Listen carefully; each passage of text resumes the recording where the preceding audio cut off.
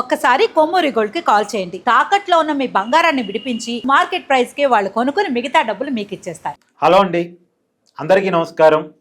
నేను మీ కట్ట కార్తీక్. అంబటి రాంబాబు, జోగి రమేష్ మాటలు, వాళ్ళ మీద జరిగిన దాడులు, అంబటి రాంబాబు అరెస్టు, రాజమండ్రి సెంట్రల్ జైలుకి వెళ్ళటం, వీటన్నిటి ఫలితంగా ఆంధ్రప్రదేశ్ రాజకీయాలు వేడెక్కాయి.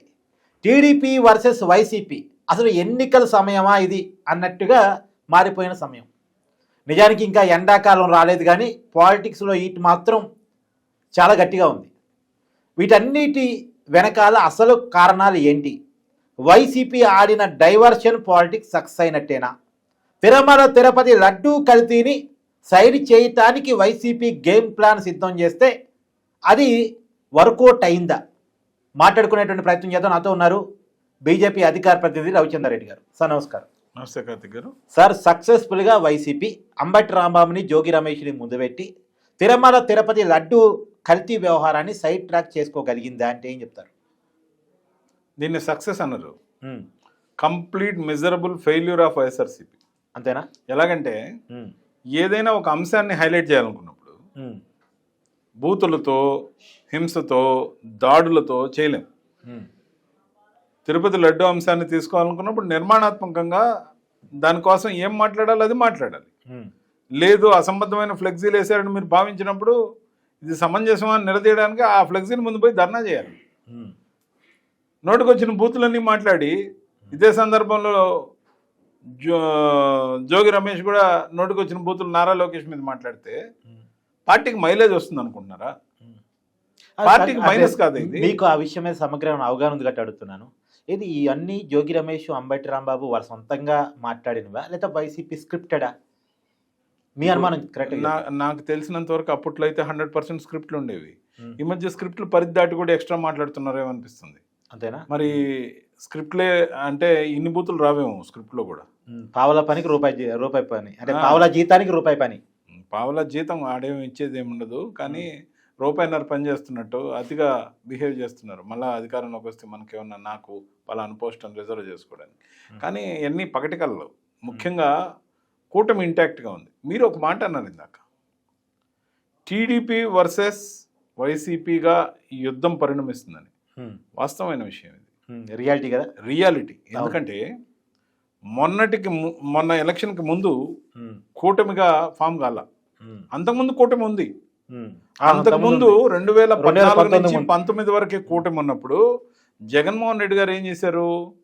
జలదీక్షని, ఫీజు పోరని, ప్రత్యేక హోదా అని, రైతు సమస్యలని అనేక సార్లు 2-3 రోజులు నిరాహార దీక్ష చేసుకుంటూ అక్కడొక్కడ శిబిరం వేసుకొని ఒక్కో జిల్లాలో కొన్ని వందల ధర్నాలు, కొన్ని దీక్షలు చేశాడు. అవును. అవన్నీ ప్రజలకు ఉపయోగపడే అంశాల మీద చేసినప్పుడు సానుభూతి వస్తుంది, నిర్మాణాత్మకంగా పార్టీ డెవలప్ అవుతుంది. అయింది కూడా, అప్పట్లో అయింది కూడా. అందుకనే కూటమి ఎప్పుడు విడిపోయి టప్పని ప్రభుత్వం పోయింది. అవును. ఆ తర్వాత కూటమి విడిపోవడం కూడా కలిసి వచ్చిన అంశం జగన్మోహన్ రెడ్డి. అనేక కారణాలు. ఫైనల్ టచ్ ఏమి ఇచ్చాడు? పాదయాత్ర. అప్పుడు దాకా ధర్నాలు, అప్పుడు దాకా దీక్షలు చేసుకుంటూ వచ్చిన అతను 1 year పాటు పాదయాత్ర చేసి జనంలో ఎక్కువగా మమేకమై వచ్చాడు. కూటమి విడిపోవడం కలిసి వచ్చిన అంశం. అప్పటికి జగన్మోహన్ రెడ్డి గారికి ఉన్న పేరు అయితే జైల్లో ఉన్నాడు లేదా జనంలో ఉన్నాడు అనే పేరు ఉంది అప్పటికి. ఇప్పుడు మధ్యలో కూటమి జతకట్టనప్పుడు, తన అధికారం నడిచినప్పుడు విశృంఖలంగా చంద్రబాబు నాయుడు గారు ఆఫీస్ మీద దాడి చేయడం అయితేమి, పట్టాభి ఇంటి మీద దాడి చేయడం అయితేమి, లేకపోతే జోగి రమేష్ జనం వేసుకొని చంద్రబాబు నాయుడు గారి ఇంటి మీదకి పోవడం అయితేమి, ఇవన్నీ కూడా ఏవైతే ఆ రోజు జరిగిన తప్పిదాలు అని మనం అందరం అన్నామో అదే విధమైన తప్పిదాలు ఇప్పుడు జరుగుతున్నాయి. వాళ్ళ నోరు మంచిది కాదు, కానీ మనం ఏం చేయాలి? చట్టపరంగా వాళ్ళని ఏం చేయాలో చేయాలి. అవును. అలా ఇరగొట్టడానికి పోవడం, పెట్రోల్ బాంబులు విసరడం, మహిళలతో సహా దుడుకరలు తీసుకొని పోవడం, కార్లు, ఆస్తులు ధ్వంసం చేయడంతో పాటు ఆ ఇంట్లో అతను లేడని తెలిసినా భార్య పిల్లలు లేకపోతే చిన్నపిల్లలు ఉన్నారన్న దాడులు చేసినప్పుడు, అదంతా పోలీసుల సమక్షంలో జరిగినప్పుడు what image it will project? అవును. The rift between YSRCP and TDP is growing every day. ఒకరు రెడ్ బుక్ అని, ఒకరు రపరప అని అంటే ఇది ఈ 2 పార్టీల స్లోగన్స్ అయితే కూటమి నష్టపోతుంది. కాబట్టి కూటమి నుంచి భారతీయ జనతా పార్టీ సభ్యుడిగా నేను చంద్రబాబు నాయుడు గారికి ఇచ్చే సూచన, సబ్మిషన్ ఏదైతే ఉందో, దయచేసి క్షమాగుణం అలవాటు చేసుకోండి. ఇవాళ చంద్రబాబు నాయుడు గారు ముఖ్యంగా టీడీపీ నేను క్యాడర్ ఒకటే కూడా అంటున్నా, క్లాసిఫిక్. వైసీపీ ట్రాప్ లో పడుతున్నారు. మీరు ఆ ట్రాప్ లో పడద్దని ఈ రోజు ఏదైతే మీరు అన్నారో, exactly the thing is happening. Yes. Entire media మీతో ఉంది, పేపర్లు ఉన్నాయి, ఛానల్స్ ఉన్నాయి, యూట్యూబ్ ఛానల్స్ ఉన్నాయి. చంద్రబాబు నాయుడు గారు చేస్తున్న మంచి పనులు హైలైట్ చేయండి. లోకేష్ గారు తీసుకొస్తా అన్న కంపెనీలు, వస్తున్న కంపెనీలను హైలైట్ చేయండి. మనం అమలు చేసిన మేనిఫెస్టోని ప్రొజెక్ట్ చేద్దాం. కేంద్ర ప్రభుత్వం తీసుకుంటున్న నిర్మాణాత్మకమైన భారతదేశ అభివృద్ధి గురించి ప్రచారం చేయండి. భారతీయ జనతా పార్టీకి మైలేజ్ వస్తుందని మీరు అనుకుంటారేమో, కాదు. కూటమికి పెద్ద దిక్కుగా భారతీయ జనతా పార్టీ ఎప్పుడు పెద్దన్న పాత్ర పోషిస్తుంది. అటు కేంద్ర ప్రభుత్వం, ఇటు రాష్ట్ర ప్రభుత్వం, ఈ రెండు ప్రభుత్వాలు చేస్తున్న మంచి పనులు ఈ మీడియా అంతా కానీ ప్రొజెక్ట్ చేస్తే, వైఎస్ఆర్సీపీ ఏమి చెప్పినా సాక్షి ఛానల్, సాక్షి పేపర్లో తప్ప ఎక్కడ రాదు. కాబట్టి వాళ్ళు చెప్పిన జనం నమ్మరు. కాబట్టి సైడ్ లైన్ అయిపోతారు. రోజువారీగా వాళ్ళకి రిటార్ట్ ఇచ్చే కార్యక్రమాన్ని మనం ఎప్పుడైతే భుజాన మోస్తున్నామో, మనం వాళ్ళకి ఫ్రీగా పబ్లిసిటీ ఇస్తున్నాము. గతంలో రామ్ గోపాల్ వర్మ గారు డైరెక్టర్గా ఉన్నప్పుడు వివాదాస్పదమైన వ్యాఖ్యలు చేసినప్పుడు ట్రోలింగ్ జరిగేది. ఎప్పుడు మీడియాలో దాని మీద డిబేట్లు కూడా వచ్చే పరిస్థితి ఉండేది. ఆయన ఒక ఇంటర్వ్యూలో ప్రశ్నించినప్పుడు, నేను కావాలని అవన్నీ చేస్తా, నాకు ఫ్రీ పబ్లిసిటీ వస్తుంది, ఒక్కో ఛానల్లో కొన్ని సెకండ్లు యాడ్ ఇవ్వాలంటే నేను ఇంత ఖర్చు అవుద్ది, చూడండి నా సినిమాకి ఎంత ఫ్రీ పబ్లిసిటీ అని ఆయన చెప్పేవాడు. అంటే ఆయన ట్రాప్ చేసేవాడు, ఆయన వాంటన్లీగా చేసేవాడు. ద సేమ్ రామ్ గోపాల్ వర్మకి వైసీపీకి కనెక్టివిటీ ఉంది. The same very old policy YSRCP అవలంబిస్తుంది. పైసా ఖర్చు లేకుండా అన్ని ప్రధానమైన తెలుగుదేశంకి సంబంధించిన అనుబంధ ఛానల్స్లో కానీ, పేపర్లో కానీ వాళ్ళ గురించి వార్తలు నెగిటివ్గా అయిన రోజు రాస్తున్నాం. కాబట్టి వాళ్ళ పార్టీ ఇంకా సజీవంగా ఉంది. మనం ఎప్పుడైతే మానేద్దాం అని ఒక నిర్ణయం తీసుకుంటామో, మన ప్రోగ్రెసివ్ కార్యక్రమాల మీద మాత్రమే ఫోకస్ చేస్తాం అనుకుందామో, కాంగ్రెస్ పార్టీని మర్చిపోయినట్టే వైఎస్ఆర్సీపీని కూడా అందరూ మర్చిపోతారు. ఉంటాయి పార్టీలు 10 ఉంటాయండి, దాంట్లో ఒకటిగా వైఎస్ఆర్సీపీ ఉంటుంది. ఎందుకు మీరు వాళ్ళకి ప్రచారం ఇస్తారు? కాబట్టి ఆ ట్రాప్లోకి పోవద్దు. ఎవరు రెచ్చగొట్టినా మీరు వార్త వేయొద్దు, మీరు చూపించద్దు. వాళ్ళు అరుచుకొనియండి, విమర్శించుకోనియండి. సోషల్ మీడియాలో అన్యాయంగా దుర్మార్గంగా కామెంట్లు పెట్టారనుకో, బ్లాక్ చేయించండి. చట్టం మీ చేతిలో ఉంది, ప్రభుత్వం మన చేతిలో ఉంది. కేంద్రంలో మనమే అధికారంలో ఉన్నాం, రాష్ట్రంలో మనమే అధికారంలో ఉన్నాం. మనల్ని కాదని ఏమన్నా చేయగలరా?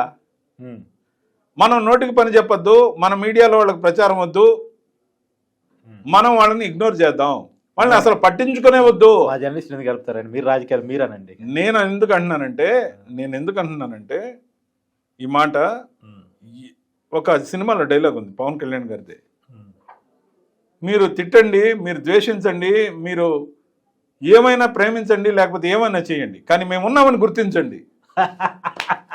ఈ డైలాగ్ ఇక్కడ వర్తిస్తుంది. వాళ్ళని గుర్తించొద్దు, వాళ్ళు ఉన్నారనే గుర్తించొద్దు. వాళ్ళు ఏం చేస్తారు చేసుకోదు. మీరు వచ్చిన ప్రతిసారి ఏదో పంచ్ డైలాగ్ వేసిపోతున్నారు వైసీపీ మీద. పంచ్ డైలాగ్ ఏముందండి, అది పంచర్ అయి ఉంది ఇప్పటికే. టించర్ అవసరమైన దగ్గర మీరు మిక్చర్ పెడుతున్నారు. వాళ్ళకి అవసరం లేదు, వాళ్ళకి ఎందుకు ఇంపార్టెన్స్ ఇస్తారు? వాళ్ళల్లో ఇప్పటికే జగన్మోహన్ రెడ్డి గారు దేవుణ్ణి కోరుకుంటున్నారు. దేవుడా, ఓ మంచి దేవుడా, అయ్యా నన్ను ఎలాగైనా నా కోటరీ నుంచి కాపాడు. ఆ విధంగా కాపాడితే నేను ప్రభుత్వం మీదనో చంద్రబాబు నాయుడు గారి మీదనో యుద్ధం చేస్తా, నా కోటరీ నుంచి రక్షించు స్వామి అని చెప్పి ఆయన మాట్లాడుకుంటున్నాడు.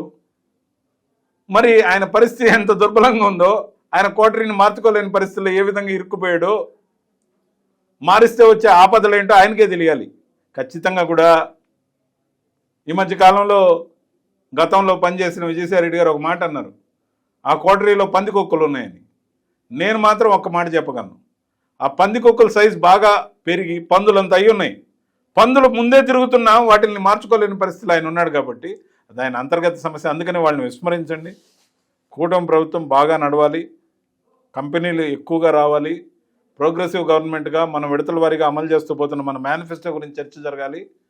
బ్రాండ్గా ఆంధ్రప్రదేశ్ అభివృద్ధి పదంలో నడుస్తుందని ఇన్వెస్టర్లు నమ్ముతున్నారు. కాబట్టి 25% పెట్టుబడులు వస్తున్నాయి. దేశం మొత్తం మీద మన షేర్ ఫ్యాక్టర్ ఎంత పెరిగిందో చెప్పా. మన విజిబిలిటీ రిపోర్ట్ ఉంది. కాబట్టి వివాదాస్పదంగా వాళ్ళు మనల్ని రెచ్చగొడితే మనం రెచ్చిపోవద్దు, వాళ్ళని మర్చిపోదాం అని చెప్తున్నాం.